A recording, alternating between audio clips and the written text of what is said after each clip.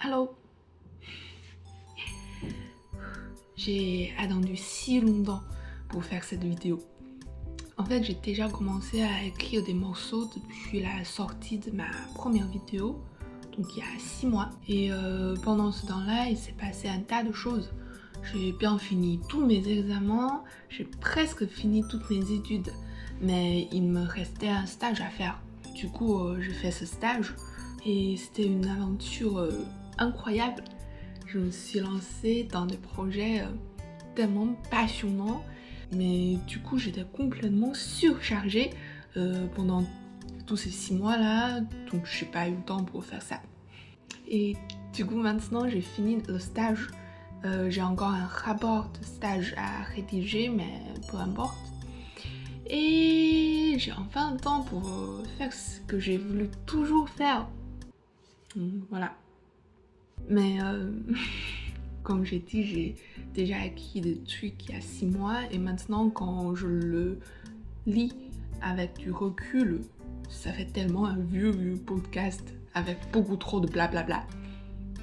Du coup, je sais pas du tout ce que ça va donner, mais je vais quand même essayer de le faire juste pour voir. Et puis au début de cette chaîne, j'aimerais bien commencer par le commencement en parlant de mon apprentissage de la langue française.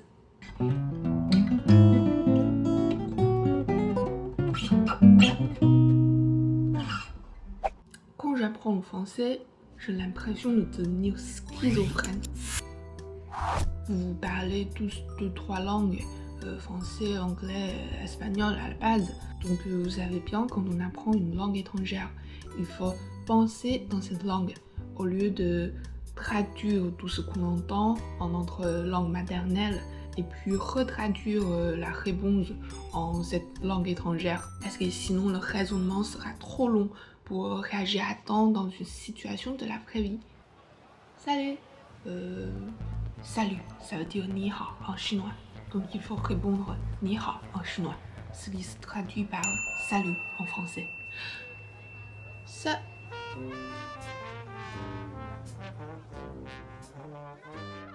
Du coup, quand j'apprends le français, je parle français, je dois penser en français quoi. Et ça devient intéressant. Parce que quand on pense en différentes langues, on suit des chemins de raisonnement très différents. Par exemple, en chinois, quand on demande quelqu'un à nous donner un coup de main, on dit ma fan ni, blablabla. Et ce ma fan, ça veut dire littéralement déranger. Donc littéralement, ça se traduit comme je sais que ça vous dérange, mais est-ce que vous pouvez me passer du ketchup? Ou désolé, je vous dérange pour vous demander de me passer du ketchup. Et en français, on dit s'il vous plaît. Et littéralement, ça veut dire si ça vous plaît, vous pouvez me passer du ketchup. Et si ça vous plaît pas, en fait, il n'y a pas cette option. C'est juste des expressions qu'on utilise dans des mêmes occasions qui ont exactement la même fonction, mais ça exprime un truc pas tout à fait pareil. Également pour répondre à merci. En français, on dit de rien.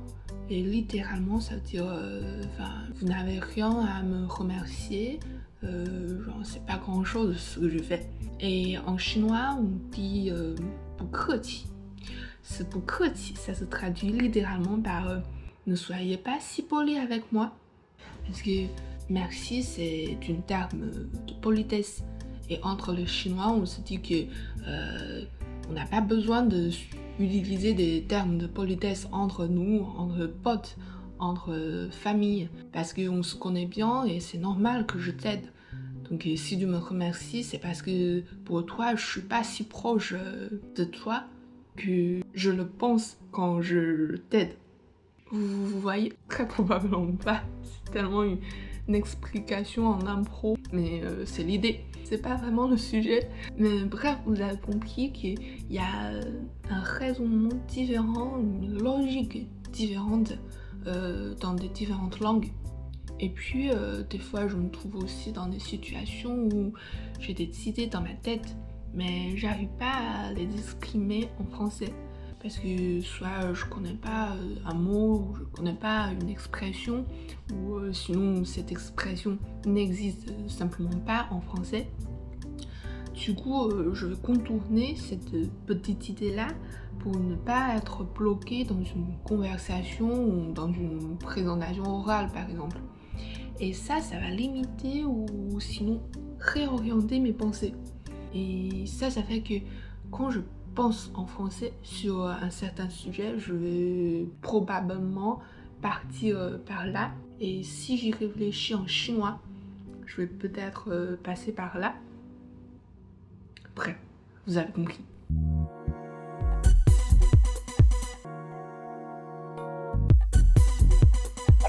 Et puis il y a une autre chose assez intéressante qui s'est passée quand j'apprends le français, c'est que là vous me voyez en train de parler et avoir l'air de l'adorer. Mais quand je parle chinois ou de nature, je suis une personne qui parle pas. Dans un groupe de potes, je suis toujours la personne qui reste à l'écoute pour tout le monde et qui ne sait dire comment. Tu sais, mon ex a trouvé une nouvelle copine, mais elle est trop moche. Je comprends pas comment il a pu la choisir. Ah oui, j'ai un autre truc à te raconter. Tu sais, hier soir... Mais les choses ont tellement changé quand j'apprends le français.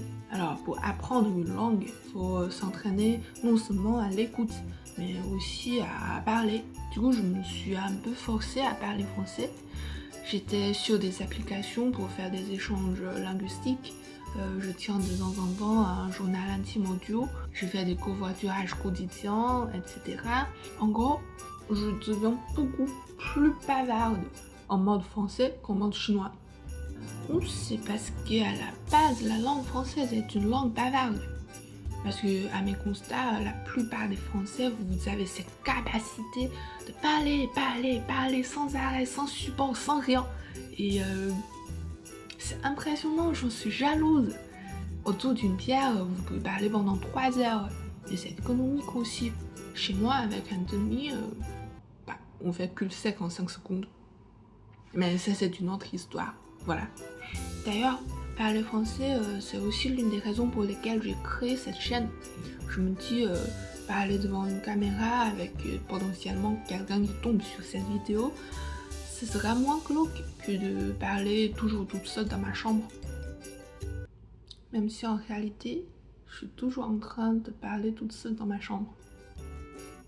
Par contre, cette personnalité française de moi, faut pas trop lui faire confiance. Parce que quand il y a des situations imprévues ou des situations que je ne sais pas gérer, elle va tout simplement faire la mort. Par exemple, il y a quelques jours, un soir, j'étais au McDo, j'étais en train de commander tranquillement et il y a un mec qui arrive qui me demande de lui payer un menu parce qu'il n'a pas d'argent et qu'il a faim. Bonsoir, vous pouvez me payer un menu s'il vous plaît? J'ai vraiment faim, je n'ai pas mangé toute la journée et j'ai pas d'argent. J'avoue que je sais toujours pas trop comment gérer ce genre de situation, hein. Mais ma première réaction c'est toujours Sorry, ne parlez pas français, I don't really understand.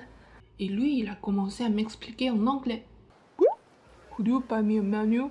I'm hungry and I don't have the money, please. Sorry, no speak many English. Me too no have money. Voilà, je fais toujours comme ça, donc désolée d'avoir menti le mec au McDo. Mais quand je panique, le français m'abandonne, l'anglais m'abandonne. Je parle aucune langue, je comprends rien. Ah oui, à propos de l'anglais. Avant de commencer à apprendre le français, je savais parler anglais. Mais cette personnalité française qui a grandi très vite a pris ma personnalité anglaise, lui défoncé la queue, l'a jeté par la fenêtre. Oui, c'est violent, mais c'est vraiment ce qui s'est passé. Quand j'apprends le français, je ne peux plus jamais parler anglais correctement. Il y a des mots qui se ressemblent et je l'écris toujours comme en français. Et quand j'ai vu un mot anglais que je connais pas, je le prononce automatiquement selon les règles françaises.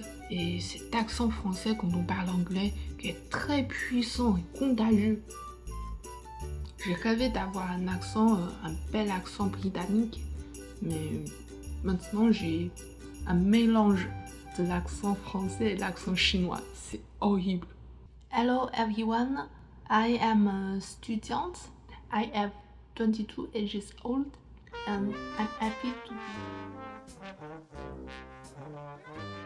Et à pire, on trouve souvent des mots anglais introduits dans le français et je saurais jamais les prononcer. Enfin, je commence à connaître certaines règles.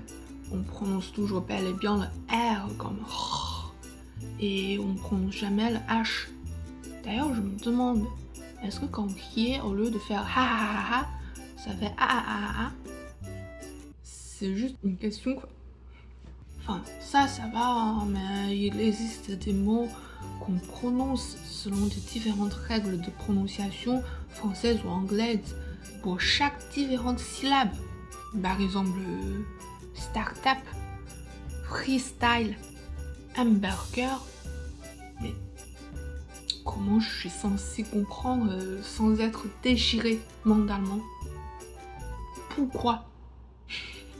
J'en peux plus. C'est tellement un vieux podcast à la CP1, mais beaucoup moins bien. Et puis, je suis en train de mourir à cause de la chaleur. Vous connaissez la canicule et... Donc je vais terminer cette vidéo juste comme ça, à l'arrache. De toute façon, j'avais pas pensé à comment je vais terminer cette vidéo. Donc voilà, juste comme ça quoi. Je vais essayer de la monter, je vais voir si c'est pas trop dégueu. Et à la prochaine. Bye bye.